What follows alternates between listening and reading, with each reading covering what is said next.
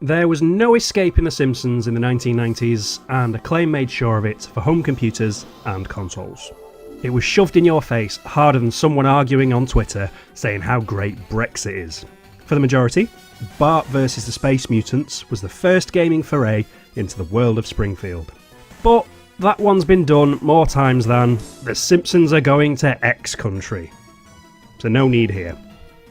Averagely bad game, moving on. No, for me, Simpsons didn't have much luck until Hit and Run appeared and remains a cult hit today. Sure, many argue that the 91 Konami arcade was great, and for me, nostalgia goggles agree, but going back, you can see just how unfair a pocket money drain it was, which was the whole point of the arcades. Massive cash in, pretty looking game. But anyway, there's loads of cock-awful Simpsons games, including this absolute misery. Camp Deadly. No, we're not treading down the crappy games road today, more focusing on a game that, sure, it has problems, but it's such a fond memory, I wanted to discuss it in a little bit more depth. The premise of Bart's nightmare is simple. Bart falls asleep while writing a report. In his dream, all the pages get blown out the window, a flimsy premise for a minigame fest begins. The main hub is called Windy World. Not really sure why, apart from, the wind on the trees, but it's clearly Evergreen Terrace. There's the Simpsons house. Just call it that. It's lip service. The fans want to play Simpsons themed worlds, lands, vistas. It all fits together. Just stick with what you've got. The point here is to seemingly mooch about until report papers appear, sparking off one of several minigames when you jump on it. I always thought that the papers appear at random. I'm still a firm believer in that, but apparently they're triggered when you interact with the various early Simpsons tropes strewn about the screen. There's lots of enemies and hazards here to get in your way, from the head of Jebediah Springfield to Fairy Lisa turning Bart into a frog, all sorts of just quirky randomness. The game quickly becomes a Springfield misfit mascot minefield. Although everything is seemingly chucked in for the sake of it, it kind of all works. Bump into Principal Skinner, and the game dresses Bart in his Sunday church outfit. You are invincible at this point, but you're slower, and you can't do any sort of Bart Simpson moves, like shooting watermelon seeds or bubblegum. Cure this by jumping into a randomly placed mud puddle. Fairy Lisa changes Bart into a frog, and a kiss from this granny changes him back. But out of all the Simpsons characters, I don't know who she is. She sort of cat lady woman, maybe? Just doesn't look like her, where everyone else you can sort of recognise and go, oh, that's Jimbo. Oh, that's Blinky the three-eyed fish. Whatever. Speaking of Jimbo, Lisa also turns him and the bullies into rats, should they catch you. The big no-no for me, though, and this goes for any game ever made, do not have a mechanic that reverses controls.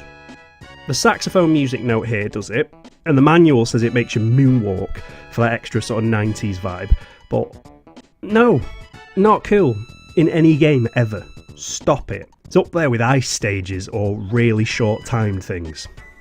Lives, or hits, whatever you want to call them, are represented by the Z's at the top. Get hit, lose a Z. Fair enough. Lose them all, Bart wakes up, game over. Bart can jump over these sentient mailboxes, sometimes leaving items. Collecting bubblegum that I mentioned previously, you can shoot it at these blue Z's on screen.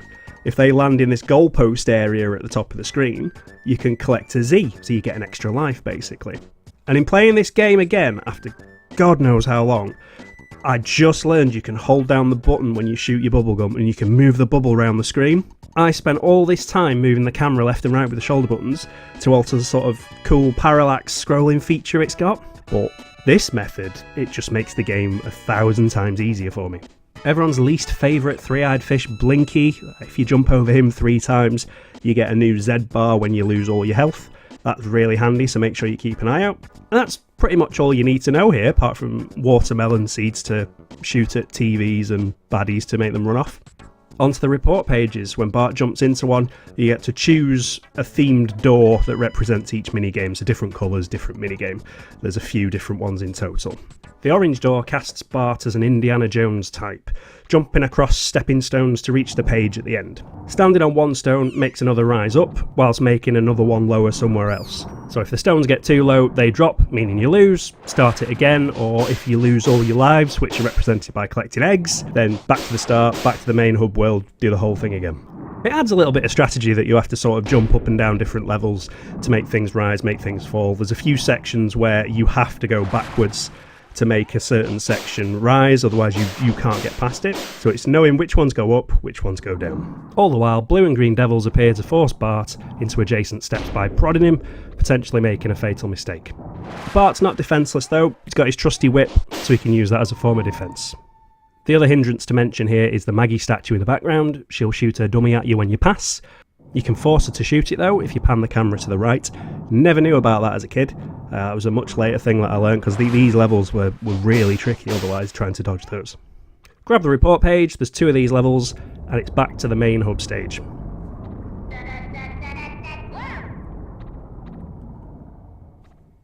Take to the skies through the blue door as Bartman, everyone's favourite character. Do the Bartman, do the Bartman. Anyway, he's got a trusty slingshot, which you use to fight missiles, Nelson Muntz on a hang glider, for reasons, and a whole host of random boss fights. I say random because who thought you'd fight Sherry and Terry in a hot air balloon, or Barney riding a purple elephant whilst burping and shooting peanuts? It's all a bit bizarre. After fighting dodgy colour palette Smithers a couple of times, it's on to an air battle with Mr. Burns in a biplane to secure those next report papers. The purple door, you take an inexplicable dip into Bart's bloodstream to get the next page. All Bart has to do is pop viruses with a hand pump. Each one killed makes a Smiling Joe fission pop up. Remember when I said that it's got dodgy, tenuous characters? Smiling Joe, everyone. Yeah, great. Anyway, rinse and repeat that. Dead easy.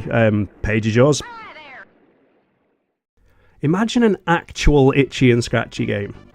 Oh, sorry. That happened, didn't it? Imagine an Itchy and Scratchy game that isn't rubbish.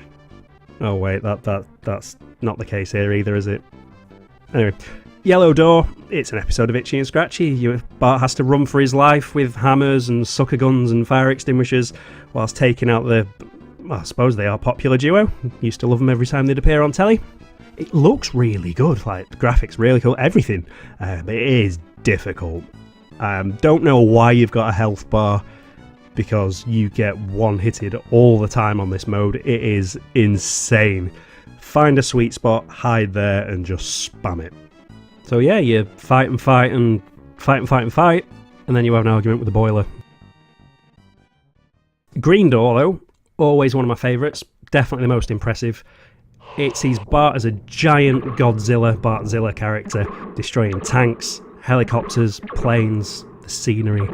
Bart auto walks, so the aim is to use the various sort of buttons on the SNES pad to shoot in the background, shoot in the foreground, shoot on the ground, depending on which plane each vehicle appears on. Step on one of the buildings and that causes the screen to sort of clear of all enemies.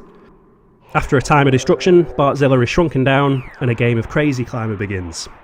The idea is to climb up whilst avoiding all the townsfolk chucking all manners of rubbish at you, fall too far below the vertically scrolling screen, and that's the end of the game. So too many hits, start again. Bart also has to avoid a giant Momthra Marge, who's also trying to push you off the building. She appears at times to get in the way. Get to the top to witness mighty Homer Kong in all his glory. He looks amazing, before electrocuting him for the report page. And that's pretty much it. Once all 8 pages have been collected, the game ends with the grade Bart gets for the paper pinned to the fridge. So that's your game over screen, basically. But to get the best grades, you have to get a higher score and beat all the minigames. Me? I'm a B+ player, and I'm okay with that. To someone playing this today, they may find it shallow or irritating, just like I do with the follow-up Virtual Bart. But because I grew up with Bart's Nightmare, it was the first SNES game I bought with my own paper round money. It holds a very special place in my gaming heart that 90% of games out there today don't even come close.